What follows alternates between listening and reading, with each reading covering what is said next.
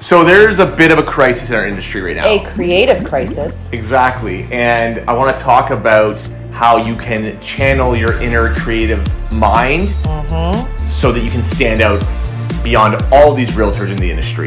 I'm Michael McDougall. I'm Bobbi Fahey. And we are a real estate team, 2 members of the Michael McDougall team in Durham region, serving anywhere from Pickering all the way to, how far do we go? We go far. We go far. We go sort of everywhere. And if you are looking to buy or sell, make sure you follow us on Instagram at McDougall Team. Send us a DM. We'd love to connect with you. So let's actually jump right into this. I'm finding when I open up my social media, Instagram, Facebook, wherever I'm looking, that realtors are sort of all looking like zebras again. They are all looking the exact same. I find that anything that's trending, everyone just grabs onto right away. Yeah, and even for me, when I go on, it's like, you know, even the fonts are the same, the text is the same. It's difficult to even differentiate, like, oh, which agent was that, right? Because they do tend to look really similar. So, and I'm thinking the consumers are probably thinking the same thing. When you're interviewing an agent, if that agent can't really answer the question, what makes you different, then I think agents got to do better in creating more creative content. I think the importance of, you know, being creative and putting your own spin on things as well is because, you know, there's a lot of agents out there who do spend a lot of time carving out time to be creative and get this content together. So it can sometimes be a little discouraging for those that are the creative minds, you know, to just, you know, go online the next day and just see that everyone's just lassoing your ideas. You know, and just sort of, you know, mimicking that. I think that we're also here to help other agents tap into ways they can maybe stand out and be different instead of just latching on to other people in their market center. Yeah, because I also feel like when we see it, we're like, oh, like, you know.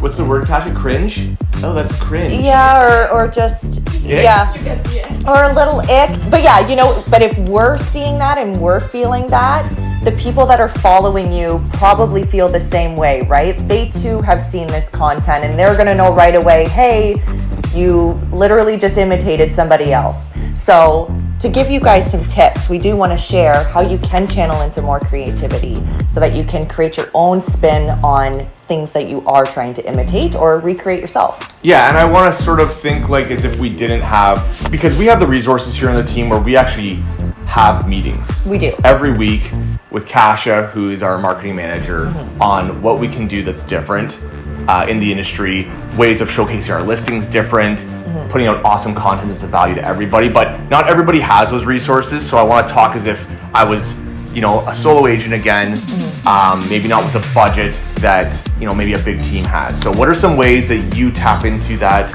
creativity of yours? Because you are super creative online. For me personally, I like a quiet space, right? So sometimes when I'm going on my walks, like my brain is just always going. So naturally, sometimes ideas will come to me.